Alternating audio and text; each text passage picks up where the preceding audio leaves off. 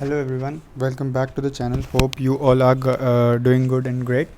Hello everyone, welcome back. कैसे हो आप सब लोग? स्वागत है आप सबका एक और नई वीडियो में। तो होप आप बहुत अच्छा कर रहे होंगे। तो मैं जैसे कि आप लोगों को स्क्रीन पे दिख रहा है एक बहुत ही इंपॉर्टेंट अपडेट के साथ आप लोगों के सामने आया हूं। जैसे कि आप सबको पता है कि रिज़ल्ट आ चुका है। आप अपना रिज़ल्ट किस तरीके से एक्सेस कर सकते हैं? आपको CBSE की वेबसाइट पर जाना है, आपको रिज़ल्ट पर क्लिक करना है और आपके सामने सारे के सारे लिंक्स, चाहे वो क्लास 10th हो चाहे वो क्लास 12th हो, वो आ जाएंगे और आप देख सकते हो कि रिज़ल्ट आज 22 को ही अनाउंस हुआ है। लेकिन हमारे पास रिज़ल्ट आने से पहले CBSE ने दो चीज़ें हमें बताई थी। हम पहले एक एक करके उनको देख लेते हैं। मैं दोनों के लिए कोई सेपरेट वीडियो नहीं बना रहा हूँ। पहले एक इन्फॉर्मेशन आई थी सुबह 10 बजे के अराउंड, जो कि थी कि मल्टी मोड रिज़ल्ट डेसिमेशन। वो क्या है, हमको रिज़ल्ट कहाँ कहाँ से मिल सकता है, उसके बारे में CBSE ने यहाँ पे डिस्क्लोज़ किया था। तो मैंने आपको सिंपली बता दिया कि आप अपना रिज़ल्ट CBSE की वेबसाइट से ही देख सकते हो। बहुत अच्छे से वो वेबसाइट चल रही है। डिजी लॉकर से देखना चाहते हो वहाँ से भी देख सकते हो, ठीक है। लेकिन सबसे इम्पॉर्टेंट जो चीज़ है वो है कि CBSE ने एक प्रेस रिलीज़ जारी किया है, जो कि मैंने डाउनलोड करके रख लिया है। उस प्रेस रिलीज़ को हम डिटेल में डिस्कस करेंगे कि अगर आपको आपके नंबर सेटिस्फैक्ट्री नहीं लग रहे हैं तो CBSE ने कौन सा रूल, कौन से तरीके से आपको नंबर दिए हैं, वो हम यहाँ पे डिस्कस करते हैं। मैंने ये अभी तक नहीं पढ़ा है, ये चीज़ मैं आपके सामने ही अब पढ़ने वाला हूँ, ठीक है। तो यहाँ पे तो CBSE ने लिखा है, it is inform that the result of class 12th session this is ready for declaration at 10 AM। लेकिन 10 AM पे शायद नहीं आया था वेबसाइट पे। मैंने खुद खोल के देखा था। मेरा खुद का एग्ज़ाम भी था, तो मैं एग्ज़ाम देने से पहले ये देख के गया था। जब मैं एग्ज़ाम दे के आया उसके बाद ही ये सब खुला हुआ था, जिसमें डिटेल प्रेस ब्रीफिंग है, ठीक है। यहाँ पर क्या क्या बताया गया है, statistics of class 12th examination and how and where to access the result, यहाँ पे सब कुछ लिखा हुआ है, ठीक है। अब हम मेन डिस्कशन कर लेते हैं। यहाँ पे CBSE ने इस पहले पैराग्राफ में, जहाँ तक मुझे लगता है, कोविड के बारे में डिस्कस किया होगा। एक बार फटाफट पढ़ लेते हैं। Since 2020 school education have been severely affected because of spread of covid pandemic. In 2020 and 21 the board declared the result of class 10th and 12th on the tabulation policy approve by the honourable supreme court of India. जो हमारा 21 का और 20 का result था वो tabulation policy के according ही आया था। जैसा कि जो बच्चे देख के गए होंगे उनको पता होगा। तो हमें यहाँ पे टेबुलेशन पॉलिसी डिस्कस करने का कोई मतलब यहाँ पे नहीं बनता है, ठीक है।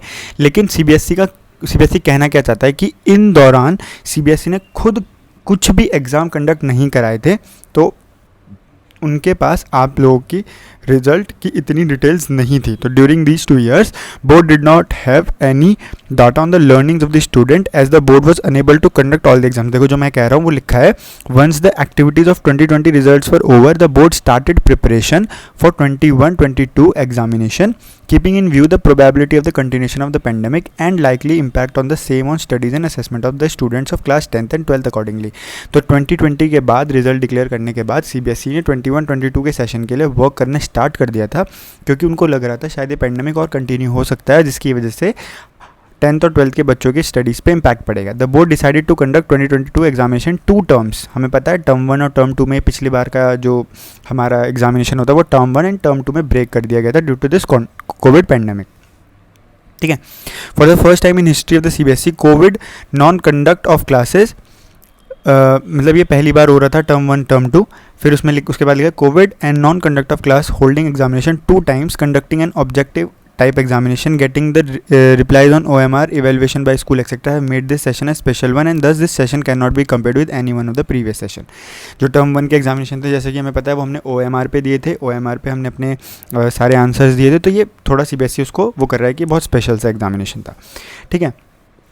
उसके बाद टर्म 1 के एग्जामिनेशन को यहाँ पे एक्सप्लेन किया गया। It was decided the examination of short duration 90 minutes should be conducted with the half syllabus to have realistic assessment of the student so that if there is any possibility of spread of the pandemic the result of the student could be declared based on the performance of term 1 examination. मतलब CBSE ये सोच के चल रहा था कि अगर ये कंटिन्यू होता है कोविड, अगर हम final exam board exams conduct नहीं कर पाते ड्यू टू कोविड, तो हम अभी टर्म 1 ले लेते जो कि 90 minutes के ड्यूरेशन का होगा और उसको OMR पे लेते ताकि हम स्टूडेंट्स की परफॉर्मेंस को टर्म 1 के बेसिस पे जज कर सकें, ठीक है। According to the decision term 1 examination was conducted from 16th November to 30th December and the class 10th examination were conducted from 17th November to 11th December। यहाँ पे एग्जामिनेशन सेंटर कितने थे, कितनी कंट्रीज़ में थे, कितनी कंट्रीज़ बाहर की भी थी, ठीक है, कितने सब्जेक्ट्स थे 12th में, कितने 10th में थे, वो सब यहाँ पे लिखा हुआ है। अब टर्म 2 की बात कर लेते हैं। टर्म 2 में उन्होंने क्या लिखा है? टर्म 2 में उन्होंने लिखा है कि हमारे पास 2 घंटा या 1 घंटा ईच का डिफरेंट सब्जेक्ट्स के अकॉर्डिंग टर्म 2 के एग्जामिनेशन हुए थे, जो कि पूरे हैंड रिटन थे, जिसमें कि syllabus was fixed, half of the syllabus was fixed. Syllabus यहाँ पे भी हाफ था। कब से कब तक हुए वो भी लिखा है, कितने सेंटर्स थे टर्म 2 में, कितने सब्जेक्ट से 12th क्लास में 10th क्लास में, वो लिखा है। Looking into the adverse impact of covid on the conduct of classes and availability of the short time, the date sheet of both the classes were also prepared in such a manner that the student have sufficient time between two examination for preparation. Term 1 examination were conducted for 51 days. Term 2 examinations were conducted for 52 days. यहाँ पे CBSE explain कर रहा है कि इतना, मतलब ये बता रहा है कि इतना टाइम क्यों लगा, क्योंकि उनको पता था कि कोविड की वजह से प्रॉपर क्लासेस नहीं हुई हैं, कवरेज नहीं होगी स्टूडेंट्स की, तो उसकी वजह से उन्होंने इतना डेट शीट को इस हिसाब से बनाया कि टोटल टाइम मिले आपको हर पेपर को देने में। हालांकि आप लोगों के पास काफ़ी टाइम था अगर आपने सिंसियरली पढ़ाई की हो, तो उसकी वजह से 51 डेज तक टर्म 2 के एग्जामिनेशन चले। ठीक है, अब यहाँ पे Covid complied examination, Covid compiled examination, यहाँ पे और इन्फॉर्मेशन लिखी है। CBSE made elaborate arrangement for holding term 1 and term 2 examination by strictly following Covid protocols keeping in mind the safety of students and school staff. ठीक है, फिर यहाँ पे द स्कीम ऑफ एग्जामिनेशन व फुली कोविड कंपाइल्ड, वो सब लिखा है। यहाँ पे लिखा है ₹5,000 to each 13369 examination centre for purchasing an infrared thermometer, ये दिया गया each. CBSE has spent about 11 crore on this account in both term 1 and term 2। मतलब वो दिखा रहा है, अपना खर्चा बता रहा है। ₹5 per student per day for both class 10th and 12th for 35 lakh candidate for purchasing hand sanitizer, soap, mask, dustbin, etc. CBSE has spent about 10.66 crore on this account। मतलब सैनिटाइज़र के लिए बच्चों को प्रोवाइड कराने के लिए ₹5 पर student, कितने 35 लाख स्टूडेंट्स को, तो उसमें कितना खर्चा होगा? करोड़ होगा। ठीक है, थर्मामीटर हर सेंटर को प्रोवाइड करे, कितना खर्चा होगा? करोड़ों का। फिर ₹3 per candidate per day providing water to the student because covid and peak summer in term 2 CBSE spend about 6.5 crore on this account. पानी के लिए भी उन्होंने 6.5 करोड़, ये उन्होंने अपना खर्चा बता दिया। ठीक है, वो आपको एक्सप्लेन करना चाह रहा है कि क्यों रिजल्ट डिले हुआ। ठीक है, 15 पेज का है ये, तो थोड़ा पेशेंस रखना। अब हम डिस्कस कर लेते हैं, धीरे धीरे हम सब कुछ डिस्कस करते हुए चलेंगे। Rationalise syllabus, CBSE rationalise the syllabus by 30% because of the loss of transactional time on account of covid in the session. आपके सिलेबस में बहुत सारे चेंजेस हुए थे पिछली बार, आपको पता है क्यों होते? Covid. This was then equally distributed into 2 terms, उसको 2 टर्म्स में डिवाइड कर दिया गया था ताकि स्टूडेंट्स का स्ट्रेस कम हो। अब बात आती है सबसे important, weightage of term 1 and term 2 examination, जिसके लिए आप सब वेट कर रहे हो इस पूरी वीडियो में। ठीक है, the predominant feedback received after term 1 theory exams was that student were unable to perform their full potential in term 1 examination as they had to appear for an objective pattern for the first time in board exams without any adequate precedent and practice. यहाँ पे CBSE ने साफ साफ लिख दिया कि हमें दिख रहा था कि जो स्टूडेंट्स हैं वो अपने potential were unable to perform to their full potential in term 1 examination, क्योंकि उनको ऑब्जेक्टिव पैटर्न फर्स्ट टाइम देना पड़ रहा था। ठीक है, the predominant feedback for term 2 exams were more positive with satisfactory performance being expressed by the student. The board sought the views of a large number of schools, principals and officials through a consultative mechanism on the relative weightage to be given for the 2 terms to arrive at the composite final result. Final result पे किस तरीके से आया? तो term 1 की weightage कितनी है? 30% and term 2 की वेटेज कितनी है? 70%। मतलब जितने मार्क्स आपके टर्म 1 में आए होंगे उसका 30% लिया जाएगा, जितने मार्क्स आपके टर्म 2 में आए उसका 70% लेके टोटल तब आपका 100% रिजल्ट डिक्लेयर किया जाएगा। तो इसके लिए आप रुके थे, अब आपको जाना है तो आप जा सकते हो। The competent committee of board deliberated at length on the discussion of the committee. It was decided to accept the recommendation and the weightage of term 1 was fixed at 30%, 70% for theory papers for term 2. However, the practical equal weightage was decided to given for both terms for preparing the final result, और practical को equal weightage दी गई, जितनी होती थी उतनी ही दी गई। ठीक है, अब अपनी बड़ाई भी तो करेगा CBSE, ऐसे रह थोड़ी जाएगा पीछे। तो extraordinary decision by the CBSE provided an opportunity to the student of class 10th and 12th after the performance of term 1 was inform to them that if they are not satisfied with their marks they can inform the same to CBSE through their schools. अगर आप अभी भी, ये important है आपके लिए, this point is very important, अगर आप अपने मार्क्स से संतुष्ट नहीं हो तो आप अपने स्कूल से कॉन्टैक्ट करके CBSE तक ये बात पहुँचा सकते हो। All the cases receive by CBSE of both the classes are processed and the following decisions were decisions have been taken by CBSE. Wherever marks have increased after recheck, these have been taken into account consideration for preparing the final result. In case the marks have been reduced old, that is higher marks have been taken into consideration in preparing the final result. अगर आपके marks बढ़ गए तो बढ़े हुए marks लिए जाएंगे, अगर आपके मार्क्स घट गए तो जो पुराने ज़्यादा वाले मार्क्स थे वो ही कंसिडर किए जाएंगे आपका रिजल्ट बनाने के लिए, तो चिंता मत करो. These decisions were taken by looking into the special circumstances under which the term 1 exams were conducted. All the requested received were considered and decided, and thereafter final results were prepared. उसके बाद ही final result prepare किया गया. मतलब अगर आपने rechecking के लिए दी होगी तो. The results of the following categories of students who could not appear for both term 1 and term 2 have been prepared and declared based on their performance in either the examination in which they have appeared. अगर आप term 1 में नहीं appear कर पाए, term 2 में कर पाए, तो टर्म 2 के बेसिस पे ही आपका पूरा रिजल्ट बना. अगर आप टर्म 2 पे किसी वजह से नहीं जा पाए, टर्म 1 पे आप गए थे, तो आपका टर्म 1 पे ही पूरा रिजल्ट बना होगा. और उसमें कौन कौन सी चीज़ें आती हैं, कौन कौन से स्टूडेंट्स आते हैं. Student who suffered from Covid in any of the term, किसी भी टर्म में आपको कोविड हुआ हो. Who participated in the national और इंटरनेशनल स्पोर्ट, आप किसी स्पोर्ट्स में इन्वॉल्व थे, नेशनल या इंटरनेशनल. कोई इंटरनेशनल ओलंपियाड में इन्वॉल्व थे. अगर आप कंटेनमेंट जोन में थे या फिर आप क्वारंटाइन सिचुएशन में थे ड्यू टू कोविड, तो आपके जो रिजल्ट हैं वो किस तरीके से बनेंगे. अगर आप टर्म 1 में नहीं गए तो टर्म 2 पे बेसिस बनेगा. अगर आप टर्म 2 पे नहीं गए जा पाए तो आपका टर्म 1 के बेसिस पे बनेगा. ठीक है. Now the third point, some cases of unfair means were reported both in class 10th and 12th in both the terms. Serious cases have been penalized as per board rules. जो भी अलग सी situations रही होंगी उनको board ने penalise कर दिया. Availability of the documents to the students, document कैसे अवेलेबल रहेगा. As soon as the result is declared, the result document have been provided to the student in their DigiLocker. जो मैंने आपको सबसे पहले बताया, डिजी लॉकर से आप ले सकते हो डायरेक्टली जाके. ठीक है, तो ये खत्म हो गया यहाँ पे. Mathematics in class 11 to the student of class 10th offered mathematics basics.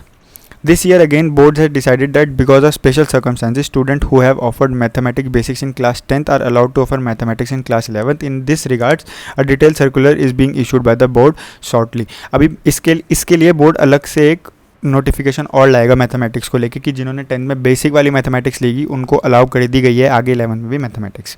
ठीक है, वैसे शायद बेसिक वालों को अलाउड नहीं होती थी, एडवांस वालों को या अलग मैथ्स वालों को होती थी.